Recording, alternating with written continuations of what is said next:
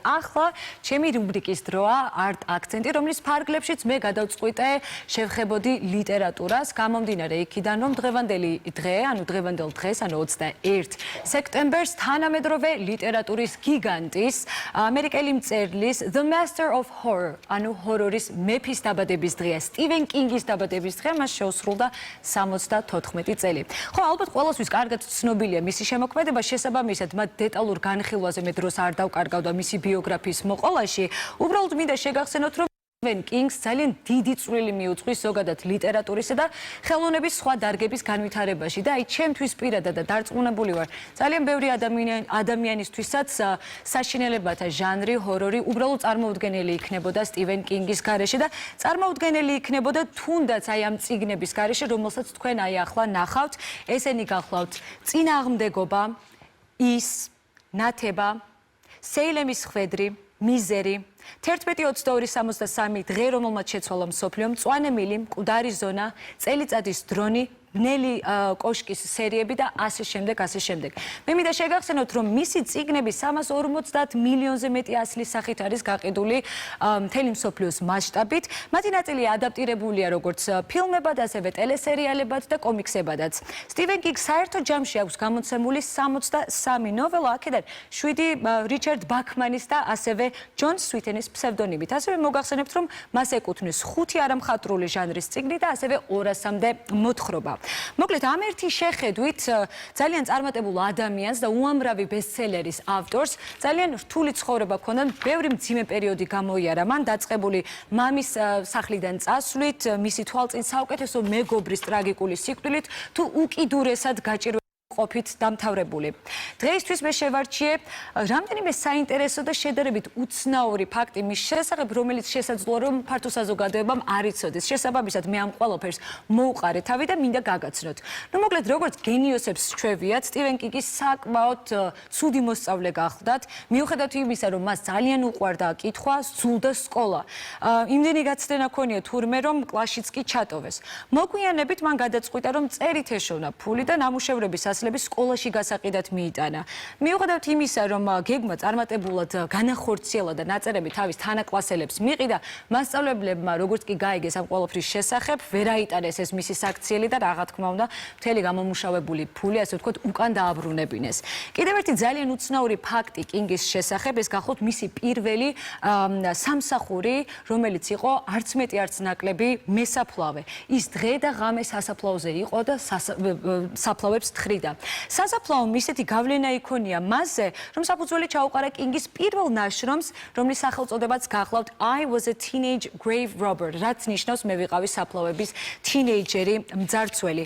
მოგახსენებთ, რომ ეს ნამუშევარი 1965 წელს გამოვიდა გაზეთ Comics Review-ში და აი ახლა თქვენ ხედავთ ამ ყველაფერს ეკრანებზე.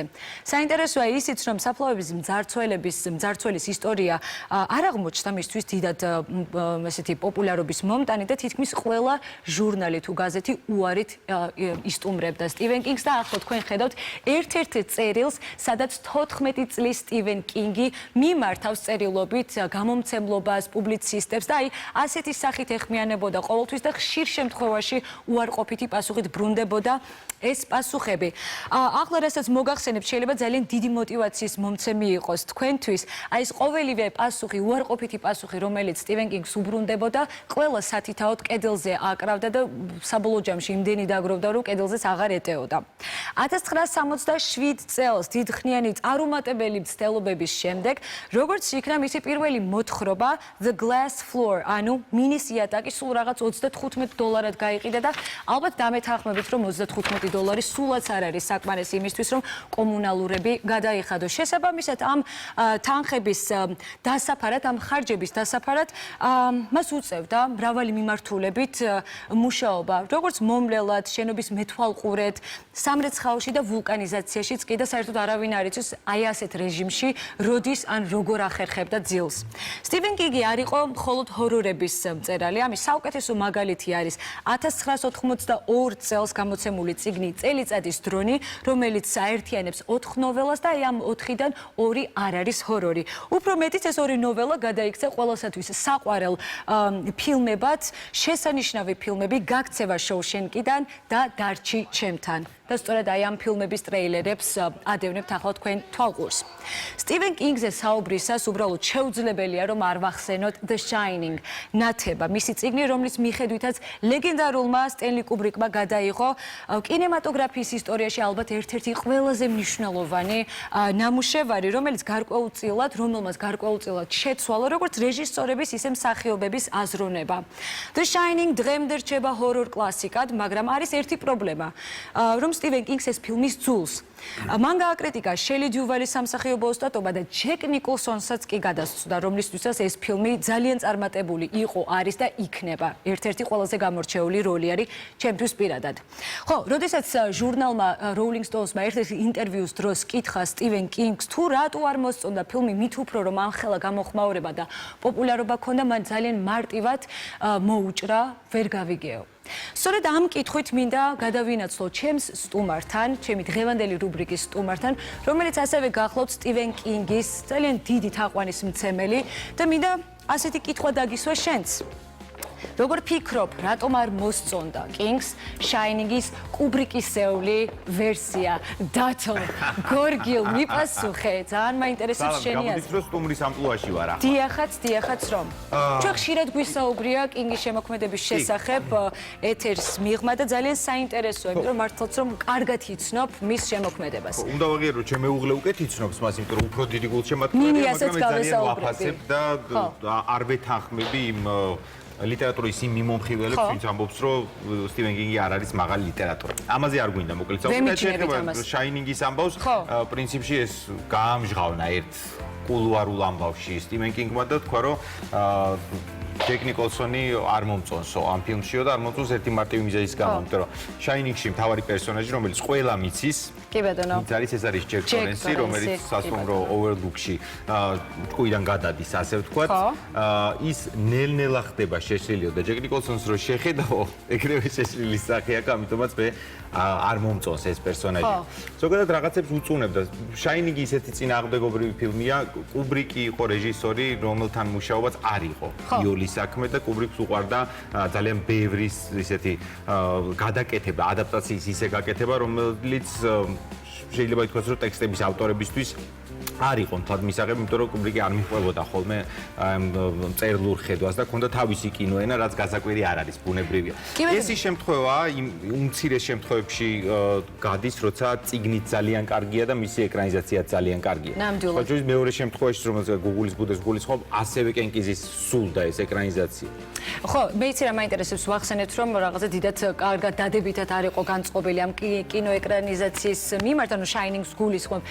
თუ იცი, ანუ მისთვის სტივენ კინგისთვის ყველაზე ასე ვთქვათ გამორჩეული და საყვარელი კინოეკრანიზაცია თუ არის, რომელსაც გამოარჩევს ყველასაგან. საკუთარი კინოეკრანიზაცია, საკუთარი ფილმი.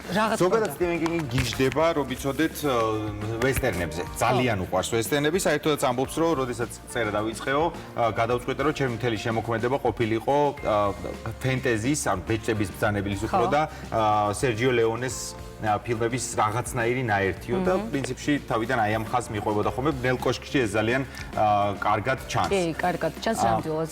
მე ცოტა ხნის იყო მოვყევი შედარებით უცნობი ფაქტები სტივენ კინგის შესახებ. მე დარწმუნებული ვარ, ყველა კარგად იცოდი შენ.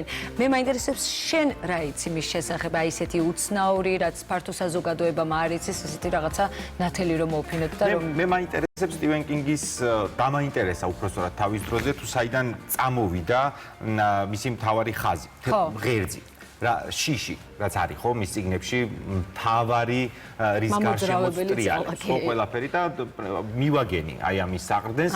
სტივენ კინგი ერთ ინტერვიუში, ესქვერთან ინტერვიუში ამბობს, რომ უფროს კლასებში ხვდებოდა ერთ გოგონას, რომელმაც მე უთხრა, რომ მე მინდა რომ უფრო სხვა ადამიანებიც გავიცნო, წავიდა ის ადამიანი და წლების შემდეგ შეხვდა ამ გოგოს, რომელსაც ჰქონდა თვალზე რაღაც იარა, ჩალურჯებული უпростоრად და კითხა რომ რა მოხდაო. მე მან უპასუხა რომ არ მინდა ამაზე საუბარი, მაგრამ მე დავსხედით და ყავისმა დავიწყეთო და მან მოუყვა რომ შეხვდა ვიღაც სხვა ადამიანს, რომელმაც იძალა მასზე, ასე ვთქვათ და სტივენ კინგი ამბობს რომ მე საპასუხო შეკითხვა დაუსვიო, რომ ალბათ ძალიან შეგეშინდა, როდესაც მივხვდი რომ ეს მოხდებოდა და მიპასუხა მთავარი რამაც განაპირობა მე ჩემი ასე ვთქვათ სამწერლო კარიერაო, მან მიპასუხა რომ არა არ შემშინებია, იმიტომ რომ ადამიანები რეალურად ვერასდროს ვერ ვგრძნობთ იმ მოახლოებულ საშიშროებას რომელიც ჩვენ გველისო.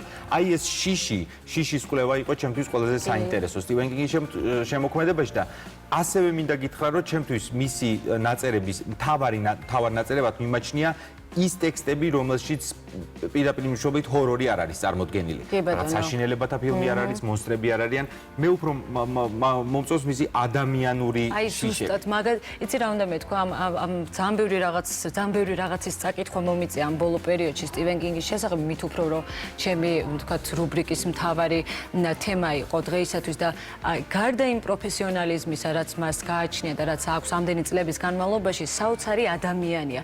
რაღაცა იმ ჩარჩოში არზის, როგორც ჩარჩოშიც არიან თქვათ ცნობილი ადამიანები, ხო? აი მთელი მისი ქონება ძალიან დიდ ქველმოქმედებაში მიდის.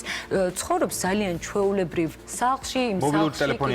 მობილური ტელეფონიც არ აქვს. კი ბატონო, აი ჩემთვის აი ესეც რაღაცა ყველაზე მთავარი ხაზი არის მისი ადამიანობის შესახებ, რომელსაც ინარჩუნებს მთელი ამ წლების განმავლობაში.